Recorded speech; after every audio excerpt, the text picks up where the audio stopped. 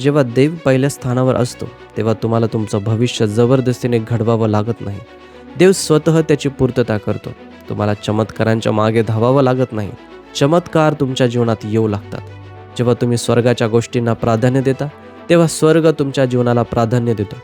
जेव्हा तुम्ही प्रथम देवाचा राज्य शोधता तेव्हा देव स्वतः तुमच्या जीवनातील प्रत्येक गोष्ट योग्य ठिकाणी लावू लागतो. तुम्हाला माहीत आहे का, ज्या क्षणी तुम्ही खऱ्या अर्थाने देवाला तुमच्या जीवनात पहिले स्थान देता त्या क्षणापासून तुमचं संपूर्ण जीवन बदलू शकतं.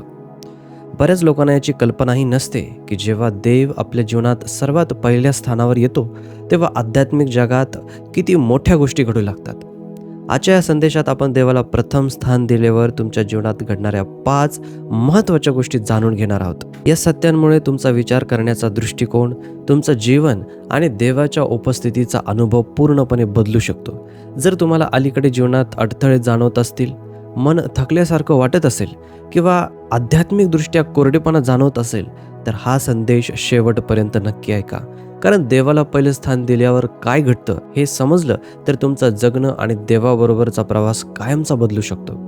चला सुरुवात करूया. पहिली गोष्ट, देव अशी अलौकिक दारं उघडतो जी तुम्ही स्वतः कधीच उघडू शकला नसता. जेव्हा देव तुमच्या जीवनात पहिल्या स्थानावर येतो तेव्हा त्याची कृपा तुमच्या जीवनाचा भाग बनते. मग अनेक गोष्टी तुमच्या धडपडीमुळे नाही तर देवाशी असलेल्या योग्य नात्यामुळे घडू लागतात.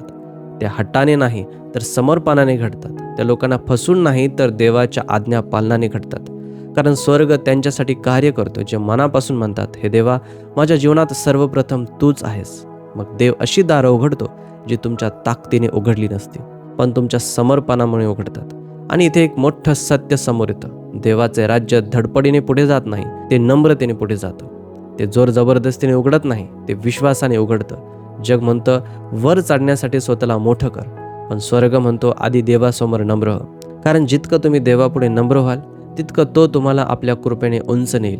बायबल म्हणतोय, परमेश्वरामध्ये आनंद मान, तुझा मार्ग त्याच्या स्वाधीन कर, तोच सर्व काही पूर्ण करेल. याचा अर्थ जेव्हा देव पहिल्या स्थानावर असतो तेव्हा तुम्हाला तुमचं भविष्य जबरदस्तीने घडवावं लागत नाही. देव स्वतः त्याची पूर्तता करतो. तुम्हाला चमत्कारांच्या मागे धावावं लागत नाही. चमत्कार तुमच्या जीवनात येऊ लागतात. तुम्हाला संधीसाठी विनवण्या कराव्या लागत नाहीत. कारण तुमचं भविष्य लिहिणारा देव स्वतः तुमची पावलं योग्य ठिकाणी घेऊन जातो. बायबलमध्ये येशू म्हणतो की तो अशी दारं उघडतो जी कोणताही मनुष्य बंद करू शकत नाही. याचा अर्थ देवाने उघडलेलं दार कोणताही अधिकारी बंद करू शकत नाही. कोणताही शत्रू ते अडवू शकत नाही. तुमच्या भूतकाळातील चुका ते रद्द करू शकत नाहीत. कोणतीही अंधकाराची शक्ती देवाने दिलेला आशीर्वाद हिसकावून घेऊ शकत नाही. देव उघडतो ती दारं या जगाच्या अधिकारावर उघडत नाहीत, ती त्याच्या सार्वभौम अधिकाराने उघडतात. बायबलमध्ये देव वचन देतो की जर तुम्ही त्याला पहिलं स्थान दिलत तर त्याचे आशीर्वाद तुमच्यावर येतील आणि तुम्हाला गाठतील. याचा अर्थ तुम्हाला कृपेच्या मागे धावावं लागणार नाही. देवाची कृपा स्वतः तुमचा शोध घेईल, ती तुम्हाला गाठेल, तुम्हाला वेढून टाकेल आणि तुमचं जीवन देवाच्या आशीर्वादाने भरून टाकेल. बायबल सांगतं, तो आपल्या ठाई कार्य करणाऱ्या सामर्थ्यानुसार आपण मागतो किंवा कल्पना करतो त्यापेक्षाही फार अधिक करण्यास समर्थ आहे. म्हणजे जो विश्वासणारा पूर्णपणे देवाला समर्पित होतो त्याचं जीवन त्याच्या कल्पनेपेक्षाही मोठं होतं. ते फक्त मानवी योजना किंवा प्रयत्नांवर चालत नाही, ते देवाच्या कृपेने विस्तारतं. कारण देवाची अमर्याद कृपा तेव्हाच अनुभवता येते जेव्हा देवाला आपल्या जीवनात पहिलं स्थान दिलं जातं. हे देवाच्या राज्याचं अटळ तत्व आहे. जेव्हा तुम्ही स्वर्गाच्या गोष्टींना प्राधान्य देता तेव्हा स्वर्ग तुमच्या जीवनाला प्राधान्य देतो. जेव्हा तुम्ही प्रथम देवाचा राज्य शोधता तेव्हा देव स्वतः तुमच्या जीवनातील प्रत्येक गोष्ट योग्य ठिकाणी लावू लागतो. जेव्हा तुम्ही आज्ञा पालनाने देवाचा सन्मान करता तेव्हा देव तुम्हाला अशा कृपेने सन्मानित करतो जे सामान्य नसते. मग अशी पदोन्नती मिळते जी कोणताही बायोडेटा मिळवून देऊ शकला नसता. अशी नाती पुन्हा जुळतात जी कोणताही सल्लागार जोडू शकला नसता. अशा संधी मिळतात की त्यांची वेळ इतकी अचूक असते की त्यांना योगायोग म्हणणं अशक्य होतं. तुम्ही धडपडणं सोडून देवाच्या अधीन होता आणि त्याच क्षणी देव तुमच्यासाठी नवे मार्ग उघडू लागतो. तुम्ही देवाच्या परिपूर्ण योजनेत चालू लागता. ज्या लोकांची तुम्हाला गरज होती, ज्या समजुतीची कमतरता होती, ज्या पुरवठ्यासाठी तुम्ही प्रार्थना केली होती आणि जी स्पष्टता तुम्हाला सापडत नव्हती, त्या सर्व गोष्टी योग्य वेळी तुमच्या जीवनात येऊ लागतात. तेव्हा तुम्हाला समजतं की तुमचं समर्पण हेच ते किल्ले होते जिने अशी दारं उघडली जी तुमची ताकद कधीच उघडू शकली नसती. मग देव तुम्हाला अशा ठिकाणी घेऊन जातो जी तुमच्या क्षमतेपेक्षा मोठी वाटतात, कारण ती देवानेच तुमच्यासाठी तयार केलेली असतात. तो तुम्हाला अशा संधी देतो ज्या तुमच्या मनाला भीती वाटायला लावतात, पण तुमच्या आत्म्याला आनंद देतात. कारण ती माणसाने उघडलेली दारं नसतात, ती देवाने उघडलेली दारं असतात. तो तुम्हाला अशा नवीन हंगामात घेऊन जातो जो तुमच्या भूतकाळाशी जुळत नाही, पण त्याच्या योजनेशी पूर्णपणे जुळतो. आणि शेवटी तुम्हाला हे समजतं की विश्वासणाऱ्यांचं सर्वात मोठं सामर्थ्य त्याची बुद्धी, पैसा, ओळख किंवा प्रभाव नसतो. त्याचं सर्वात मोठं सामर्थ्य म्हणजे देवाला आपल्या जीवनात पहिलं स्थान देणं. कारण जेव्हा देव तुमच्या जीवनात पहिल्या स्थानावर येतो तेव्हा तो तुमचा मार्गदर्शक बनतो. जेव्हा तो मार्गदर्शक बनतो तेव्हा तो तुमचा पुरवठा करणारा बनतो. आणि जेव्हा तो तुमचा पुरवठा करणारा बनतो तेव्हा तो तुमच्यासाठी अशी दारं उघडतो जी कोणीही बंद करू शकत नाही. दुसरी गोष्ट, तुम्ही देवाला भेटल्याशिवाय दिवसाची सुरुवात करू शकणार नाही. जेव्हा एखादा विश्वासणारा खऱ्या अर्थाने देवाला आपल्या जीवनात पहिलं स्थान देतो तेव्हा त्याच्या आत्म्यामध्ये एक अलौकिक बदल घडू लागतो. सकाळ फक्त अलार्म वाजण्याची, उठण्याची आणि कामाला लागण्याची वेळ राहत नाही. ती देवाला भेटण्याची पवित्र वेळ बनते. कारण माणसाचं मन नेहमी त्या गोष्टीकडे धावतं ज्याला तो सर्वात जास्त महत्त्व देतो. आणि जेव्हा देव तुमच्या जीवनात पहिल्या स्थानावर येतो तेव्हा त्याला भेटल्याशिवाय तुमचं मन अस्वस्थ राहू लागतं. देवाशी वेळ घालवल्याशिवाय दिवस अपूर्ण वाटू लागतो. म्हणूनच दावीद म्हणतो, हे परमेश्वरा, प्रातकाळी तू माझी वाणी ऐकतोस. सकाळी मी प्रार्थना व्यवस्थित रचून तुला सादर करीन आणि तुझी प्रतीक्षा करीत राहीन. देवाला प्रथम स्थान देणारा विश्वासणारा दिवसाची सुरुवात घाईघाईने करत नाही, तर देवाच्या उपस्थितीत स्वतःला झाकून घेतो. कारण सकाळ ही फक्त दिवसाची सुरुवात नाही, ती आध्यात्मिक लढाईची सुरुवात आहे. आणि दिवसाच्या सुरुवातीलाच तुम्ही ज्याला भेटता त्यावर संपूर्ण दिवसाचं सामर्थ्य अवलंबून असतं. प्रभू येशूने स्वतः हे दाखवून दिलं.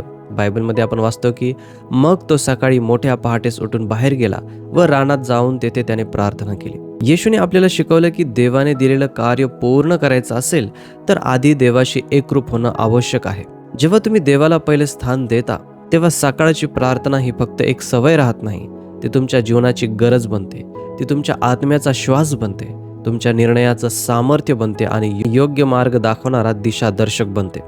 दावीद म्हणतो, हे देवा, मी पहाटेच तुला शोधीन. माझा जीव तुझ्यासाठी तहानलेला आहे.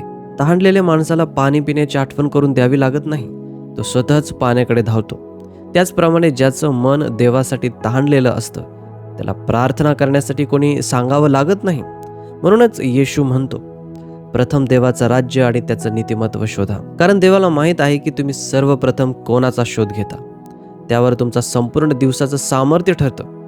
जर तुम्ही दिवसातील पहिला वेळ देवाला दिला तर तो उरलेल्या संपूर्ण दिवसाचं मार्गदर्शन करतो. जर तुम्ही सर्वप्रथम त्याचा आवाज ऐकला तर भीती, चिंता, असुरक्षितता आणि जगातील इतर आवाज तुमच्यावरचं वर्चस्व गमावू लागतात. कारण दिवसाच्या सुरुवातीला तुम्ही कोणाचा आवाज ऐकता त्यावर त्या दिवसाची दिशा ठरते. जो विश्वासणारा दिवसाची सुरुवात देवाबरोबर करतो तो जगात गोंधळाचा गुलाम म्हणून नाही तर देवाने तयार केलेला, संरक्षित आणि स्थिर असा सेवक म्हणून प्रवेश करतो. तो प्रत्येक ठिकाणी शांत आत्मविश्वासाने चालतो, कारण तो आधीच संपूर्ण विश्वावर राज्य करणाऱ्या देवासमोर गुडघे टेकून आलेला असतो. तो योग्य निर्णय घेतो कारण त्याने आधीच सर्वश्रेष्ठ सल्लागाराचा सल्ला घेतलेला असतो. तो संघर्षातही नम्र राहतो कारण दिवसाची सुरुवात त्याने आपल्या चांगल्या मेंढपाळाच्या चरणी स्वतःचं हृदय समर्पित करून केलेली असते. जेव्हा तुम्ही खऱ्या अर्थाने देवाला तुमच्या जीवनात पहिले स्थान देता तेव्हा प्रत्येक सकाळ ही देवाला अर्पण केलेलं पवित्र अर्पण बनते. तुमचं जीवन जणू अशी घोषणा करू लागतं, माझा मोबाईल हातात घेण्याआधी, माझं वेळापत्रक पाहण्याआधी, माझ्या जबाबदाऱ्या आणि माझी स्वप्न यांचा विचार करण्याआधी मी माझ्या प्रभूला भेटेन. मी त्याच्या चरणी जाईन. आणि जे लोक देवाला प्रथम मान देतात त्यांचा देव सन्मान करतो. प्रार्थना ही तुमची शेवटची नाही तर पहिली प्रतिक्रिया बनते. जेव्हा देव तुमच्या जीवनात खऱ्या अर्थाने पहिल्या स्थानावर येतो तेव्हा तुमचं मन बदलतं, तुमची प्रतिक्रिया बदलते आणि तुमचा संपूर्ण स्वभाव बदलू लागतो. तुम्ही भावनांवर अवलंबून राहणं सोडता आणि देवाच्या ज्ञानाचा आधार घेऊ लागता. तुम्ही भीतीकडे धाव घेणं सोडता आणि विश्वासाकडे वळता. संकट आलं की आधी घाबरत नाही तर आधी प्रार्थना करता. स्वतःच निर्णय घेण्याऐवजी आधी देवाला विचारता. परिस्थिती समोर तुटून पडत नाही तर त्या प्रभूचं नाव घेता जो कधीच अपयशी ठरत नाही. देवाला पहिलं स्थान देणाऱ्या जीवनात हा एक शांत पण मोठा चमत्कार घडतो. कोणतंही संकट आलं की मन आधी देवाकडे वळतं. हृदयातून पहिला शब्द बाहेर पडतो, हे पित्या. कारण तुम्हाला माहीत असते की प्रत्येक गोष्ट त्याच्या नियंत्रणात आहे. म्हणूनच बायबल सांगतं, कशाची चिंता करू नका, पण प्रत्येक गोष्ट प्रार्थना व विनंतीद्वारे देवासमोर मांडा. याचा अर्थ प्रार्थना ही फक्त समस्येचं उत्तर नाही, ती आपल्या संरक्षणाची ढाल आहे. ती फक्त देवाशी बोलणं नाही, ती त्याच्या संरक्षणाखाली जाणं आहे. ते फक्त शब्द नाहीत, ती आध्यात्मिक लढाई आहे. जेव्हा देव पहिल्या स्थानावर असतो तेव्हा प्रार्थना ही तुमची सवय राहत नाही, ती तुमची पहिली प्रतिक्रिया, तुमचा आधार आणि तुमची विश्रांती बनते. बायबल म्हणतं, निरंतर प्रार्थना करा. याचा अर्थ दिवसभर गुडघ्यावर बसून राहणं नव्हे, तर प्रत्येक क्षणी देव आपल्या बरोबर आहे, तो ऐकतो आणि तो सर्व गोष्टींवर नियंत्रण ठेवतो, या जाणीवेत जगणं होय. बायबल आपल्याला सांगते की तुझ्या सर्व मार्गात त्याला ओळख. देवाला प्रथम स्थान देणारा विश्वासणारा स्वतःहून निर्णय घेत नाही, तो प्रत्येक पावलापूर्वी राजाचा सल्ला घेतो. देवाला प्रथम स्थान देणाऱ्या जीवनात भावनिक प्रतिक्रिया कमी होतात आणि देवावर अवलंबून राहणं वाढतं. तुम्ही प्रार्थना करता कारण तुम्ही त्याच्यावर विश्वास ठेवता. तुम्ही प्रार्थना करता कारण तुम्हाला माहीत आहे की देव अशक्य गोष्टीही करू शकतो. तुम्ही प्रार्थना करता कारण तुम्हाला समजतं की देवाने दिलेलं ओझं स्वतःच्या बळावर वाहण्यासाठी तुम्हाला निर्माण केलेलं नाही. बायबल म्हणतं, तू आपला भार परमेश्वरावर टाक. कारण चिंता ही तुमच्या खांद्यावर वाहण्यासाठी बनवलेली नाही, ती देवाच्या हातात सोपवण्यासाठी आहे. जो देवाला पहिले स्थान देतो, तो देवाने जे ओझं स्वतः उचलायचं ठरवलं आहे ते तो स्वतः वाहत बसत नाही. तो प्रत्येक परिस्थितीत विश्वासाने प्रतिसाद देतो. तो घाबरून जात नाही, देवाच्या शांतीत स्थिर राहतो. तो वाईटाची अपेक्षा करत नाही, देवाच्या चांगुलपणाची वाट पाहतो. खरी ताकद मोठ्याने लढण्यात नसते, ती देवाच्या इच्छेला लवकर शरण जाण्यात असते. मग हळूहळू तुमचं संपूर्ण जीवन देवाच्या राज्याचं प्रतिबिंब बनू लागतं. कामाच्या ठिकाणी ताण आला की तुम्ही घाबरण्याआधी प्रार्थना करता. नात्यांमध्ये वाद झाला की दुखावणारे शब्द बोलण्याआधी देवाकडे वळता. घरात समस्या आल्या की भावनांच्या आहारी न जाता देवाच्या उपस्थितीत शांत बसता आणि तो तुमचा दृष्टिकोन बदलतो. प्रार्थना तुमच्या शांतीचं संरक्षण करणारी भिंत बनते. ती तुमची भीती शांत करणारा देवाचा हलका आवाज बनते. ती तुमच्या आत्म्याला स्थिर ठेवणारा नांगर बनते. जेव्हा तुम्ही देवाला पहिलं स्थान देता तेव्हा प्रार्थना ही फक्त अडचणीच्या वेळी करण्याची गोष्ट राहत नाही, ती तुमच्या संपूर्ण जीवनाचं मार्गदर्शन करणारी दिशा बनते. ते शेवटचा उपाय राहत नाही, ती प्रत्येक परिस्थितीत पहिली प्रतिक्रिया बनते. आणि अशा प्रकारे तुमचं जीवन हळूहळू सुंदरपणे आणि सातत्याने हे सत्य दाखवू लागतं. देव तुमच्या जीवनाचा फक्त एक भाग नसतो, तो तुमच्या जीवनाच्या सिंहासनावर राज्य करत असतो. जीवन कोसळत असतानाही उभं राहण्यासाठी देव तुम्हाला अलौकिक सामर्थ्य देतो. तुमच्या जीवनात देवाला खरंच पहिलं स्थान आहे याचा सर्वात स्पष्ट पुरावा म्हणजे संकट आली तरी ती तुम्हाला पूर्वीसारखं मोडू शकत नाहीत. वादळ अजूनही येतात पण ती तुमचा पाया उखडून टाकू शकत नाही. लाटा अजूनही उसळतात पण ख्रिस्तामध्ये स्थिर असलेल्या आत्म्याला त्या बुडवू शकत नाहीत. बाहेर गोंधळ असू शकतो, परिस्थिती पूर्णपणे बदलू शकते, पण तुमच्या आत एक अशी स्थिरता निर्माण होते जी हलत नाही. कारण जेव्हा देव तुमच्या जीवनात पहिल्या स्थानावर असतो तेव्हा स्थैर्य हा तुमचा आध्यात्मिक वारसा बनतो. बायबल म्हणतं, देव आमचा आश्रय व आमचे सामर्थ्य आहे, तो संकट समयी सहाय्य करण्यास सदा सिद्ध असतो. म्हणून पृथ्वी उलतीपालती झाली, पर्वत कोसळून सागर तळी बुडाले, सागराच्या लाटा गरजून उसळल्या, त्यांच्या उचंबळण्याने पर्वत हल्ले तरी आम्ही भिणार नाही. याचा अर्थ देवाला पहिलं स्थान देणारा विश्वासणारा जीवनाचा पाया हलत असतानाही खंबीर उभा राहतो. हबक्कूकमध्येही आपण हेच पाहतो. अंजिराच्या झाडाला फळं आली नाहीत, द्राक्षवेलींना उत्पन्न आलं नाही, तरी मी परमेश्वरामध्ये आनंद मानेन. याचा अर्थ देवाला पहिलं स्थान दिल्यावर तुमचा आनंद परिस्थितीवर अवलंबून राहत नाही, तो ख्रिस्तावर अवलंबून राहतो. आणि तेव्हाच तुमच्या जीवनात असं अलौकिक धैर्य येतं ज्याचं स्पष्टीकरण जग देऊ शकत नाही. तुम्हाला समजतं की परिस्थिती कोसळली म्हणून तुम्ही कोसळणार नाही, कारण देवाला पहिलं स्थान देणारं जीवन देवाच्या सुरक्षित हातात असतं. तुम्ही अस्थिर जगात अस्थिर राहता, भटकणाऱ्या समाजात ठाम राहता, सर्व काही डळमळीत असताना तुम्ही विश्वासाने उभे राहता. तेव्हा तुम्हाला समजते की सामर्थ्य म्हणजे संकट नसणं नाही, सामर्थ्य म्हणजे संकटाच्या मध्यभागी देवाची उपस्थिती असणं होय. बायबल म्हणतं, तरी परमेश्वराची आशा धरून राहणारे नवीन शक्ती संपादन करतील. ते गरुडाप्रमाणे पंखांनी वर उडतील, ते धावतील तरी दमणार नाहीत, चालतील तरी थकणार नाहीत. याचा अर्थ हे सामर्थ्य स्वतःच्या प्रयत्नाने मिळत नाही, ते देवाकडून मिळतं. ते इच्छाशक्तीने तयार होत नाही, ते समर्पणातून प्राप्त होतं. मग संकटाखाली तुम्ही तुटत नाही, कारण तुम्हाला कळतं की कोणत्याही संकटाला तुमची ओळख ठरवण्याचा अधिकार नाही. येशू म्हणाला, जगात तुम्हाला क्लेश होतील, तरी धीर धरा, मी जगाला जिंकले आहे. म्हणून तुमचं सामर्थ्य तुमच्या विजयातून नाही, तर येशूच्या आधीच मिळालेल्या विजयातून येतं. जेव्हा देव पहिल्या स्थानावर असतो, तेव्हा त्याच्यावरचा विश्वास तुमचं मन तुटू देत नाही, तुमचं हृदय खचू देत नाही आणि तुमच्या आत्म्याला निराशेत बुडू देत नाही. विश्वासघात झाला तरी तुम्ही कोसळत नाही, कारण तुम्हाला माहीत असतं की तुटलेल्या मनाला बरे करणारा देव अजूनही विश्वासू आहे.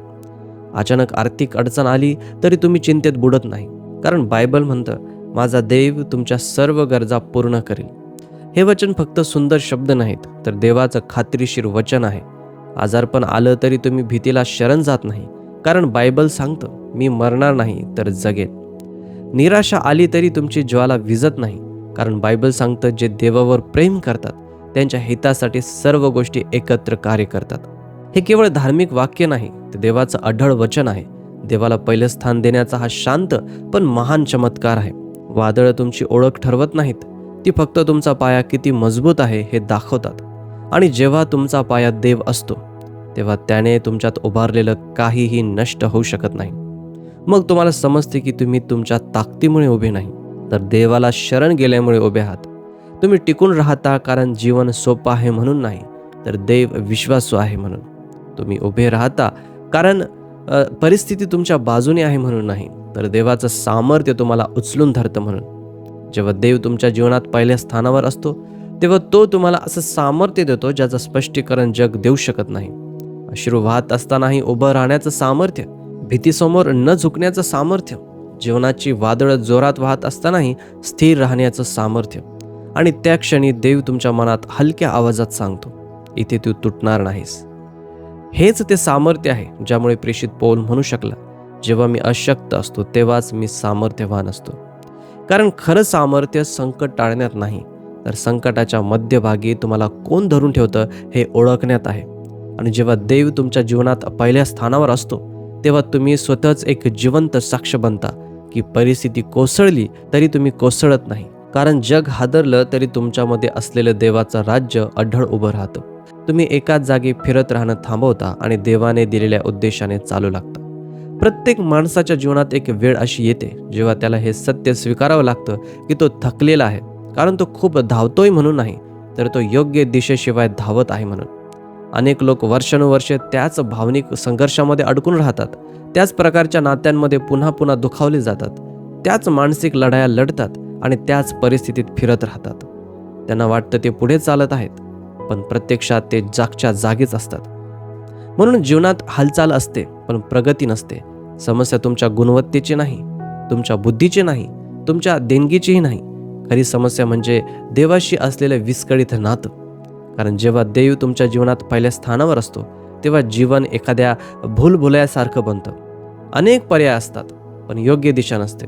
खूप आवाज असतो पण देवाचा आवाज ऐकू येत नाही. मन गोंधळलेलं असतं आणि निर्णय अस्पष्ट वाटतात. पण ज्या क्षणी तुम्ही देवाला पहिलं स्थान देता, त्या क्षणापासून सगळं बदलायला लागतं. जीवनात शिस्त येते, गोंधळ कमी होतो, मार्ग स्पष्ट होतो आणि मन स्थिर होतं. कारण जिथे समर्पण सुरू होतं तिथून देवाची व्यवस्था सुरू होते. जेव्हा हृदय देवापुढे नम्र होतं, तेव्हा जीवनाचा मार्गही स्पष्ट होऊ लागतो.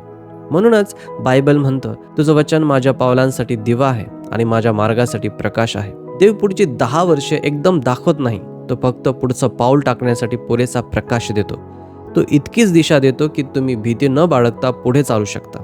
कारण देवाचा उद्देश गोंधळात नाही, तर आज्ञा पालनात उलगडतो. देवाला पहिलं स्थान देणाऱ्याची प्रत्येक पावलं देव स्वतः ठरवतो. म्हणूनच बायबल म्हणतं, धार्मिक मनुष्याची पावलं परमेश्वर स्थिर करतो. याचा अर्थ तुमचा प्रवास योगायोग नाही, तुमचं भविष्य अपघाताने घडत नाही, ते त्या देवाने आखलेलं आहे जो तुम्हाला आयुष्यभर भटकू देत नाही. आणि जेव्हा देवाशी तुमचं नातं योग्य होतं, तेव्हा मनातील गोंधळ शांत होऊ लागतो. बायबलमध्ये देव म्हणतो, तुझे कान तुझ्या मागून एक आवाज ऐकतील, हाच मार्ग आहे, याच मार्गाने चाल. मग ज्या गोष्टी आधी तुम्हाला गोंधळात टाकायच्या, त्याच गोष्टी आता तुम्हाला योग्य दिशा दाखवू लागतात. ज्या गोष्टी आधी तुमची शक्ती संपवत होत्या, त्या आता तुम्हाला देवाची इच्छा समजायला मदत करतात. कारण देव तुमच्या जीवनाचा कर्णधार, मार्गदर्शक आणि चांगला मेंढपाळ बनतो. त्याचा आवाज जगातील प्रत्येक आवाजापेक्षा स्पष्ट ऐकू येऊ लागतो. बायबल म्हणतं, मनुष्य आपल्या मार्गाची योजना करतो, पण परमेश्वर त्याची पावलं चालवतो. म्हणजे तुमची बुद्धी योजना करू शकते, पण योग्य दिशा फक्त देव देऊ शकतो. तुमची ताकद मार्ग तयार करण्याचा प्रयत्न करू शकते, पण योग्य मार्ग फक्त आज्ञा पालनातूनच दिसतो. तुमची मेहनत अनेक दारं ठोठावू शकते, पण योग्य दार फक्त देवच उघडतो. आणि इथूनच खरा बदल सुरू होतो. जुन्या चुकीच्या सवयी हळूहळू निघून जातात, कारण तुम्ही स्वतःच्या बळावर त्यांना सोडत नाही, तर देव तुम्हाला त्यांचा रिकामेपणा दाखवतो. तुम्हाला समजतं की ज्या गोष्टींना तुम्ही इतकी वर्ष धरून बसलात, त्या तुमच्या भविष्याला अडवत होत्या. मग तुम्ही अशा ठिकाणी वेळ वाया घालवत नाही जिथे देवाने तुम्हाला कधीच बोलावलं नव्हतं. देव तुम्हाला अशा कामातून बाहेर काढतो ज्यांना त्याची मान्यता नव्हती, आणि अशा वातावरणातून दूर नेतो जे तुमच्या आध्यात्मिक वाढीसाठी योग्य नव्हतं. हळूहळू तुमच्या जीवनातील प्राधान्यक्रम बदलतात. प्रार्थना गरज बनते, चांगलं चारित्र्य मौल्यवान वाटू लागतं, शिस्त ही ओझं न वाटता जीवनशैली बनते, आणि लक्ष केंद्रित ठेवणं तुमची ताकद बनतं. कारण देवाशी एकरूप झालेलं जीवन क्षणिक आकर्षणामधून अडकत नाही. तुमचा आत्मा पुन्हा देवाच्या आवाजासाठी संवेदनशील होतं. तुमचं हृदय पुन्हा त्याच्या इच्छेला प्रतिसाद देऊ लागतं. तुमचं अंतःकरण पुन्हा स्पष्ट होतं, कारण जगाचा गोंधळ तुमच्यावरचं सामर्थ्य गमावतो आणि देवाचा आवाज तुमच्या जीवनात सर्वात स्पष्ट होतो. जेव्हा देवाचं वचन तुमच्या जीवनाचा दिशादर्शक बनतं, तेव्हा तुम्हाला समजू लागतं की तुमची खरी लढाई बाहेरच्या परिस्थितीशी नव्हती, तर तुमच्या स्वतःच्या मनाशी होते. आणि जेव्हा देवाला तुम्ही पहिलं स्थान देता, तेव्हा तुमचा आत्मा पुन्हा त्याचा आवाज स्पष्टपणे ऐकू लागतो. तुमची आध्यात्मिक दृष्टी पुन्हा स्पष्ट होते आणि तुम्ही पुन्हा त्याच्या मार्गाने चालू लागता. कारण गोंधळलेल्या हृदयाला देवाचा आवाज स्पष्ट ऐकू येत नाही, पण पूर्णपणे देवाला समर्पित झालेलं हृदय त्याच्या उद्देशानुसार सहज चालू लागतं. जेव्हा देव पहिल्या स्थानावर असतो, तेव्हा तुम्ही फक्त व्यस्त राहत नाही, तर उद्देशपूर्ण जीवन जगू लागता, आणि इथूनच सर्व काही बदलायला सुरुवात होते. मग तुम्ही त्याच परिस्थितीतील अडकून राहत नाही. त्याच लोकांभोवती, त्याच वेदनांभोवती, त्याच चुकीच्या सवयींभोवती, त्याच गोंधळाभोवती आणि त्याच भावनिक वाळवंटात वर्षानुवर्ष फिरत राहत नाही. त्याऐवजी तुम्ही स्पष्ट उद्देशाने पुढे चालू लागता, देवाने दाखवलेल्या दिशेने चालू लागता, पवित्र आत्म्याच्या मार्गदर्शनाखाली चालू लागता. कारण जेव्हा देव पहिल्या स्थानावर येतो, तेव्हा जीवन एका जागी धावणाऱ्या यंत्रासारखं राहत नाही. ते एका सरळ, स्पष्ट, देवाने ठरवलेल्या मार्गावर चालू लागतं, भटकणं थांबतं आणि देवाने ठरवलेल्या भविष्याची सुरुवात होते. जर या संदेशाने तुमच्या हृदयाला स्पर्श केला असेल तर कमेंटमध्ये लिहा, माझ्या जीवनात देव सर्वप्रथम आहे. आणि हा संदेश तुम्हाला आशीर्वादित झाला असेल तर व्हिडिओला लाईक करा, सबस्क्राईब करा आणि इतरांपर्यंत हे देवाचं वचन पोहोचावं म्हणून हा संदेश शेअर करा. जर तुम्हाला आमच्या सेवा कार्यात पाठिंबा द्यायचा असेल तर त्याची माहिती डिस्क्रिप्शनमध्ये आहे. पुन्हा भेटूया. प्रभू आपणा सर्वांना आशीर्वादित करो.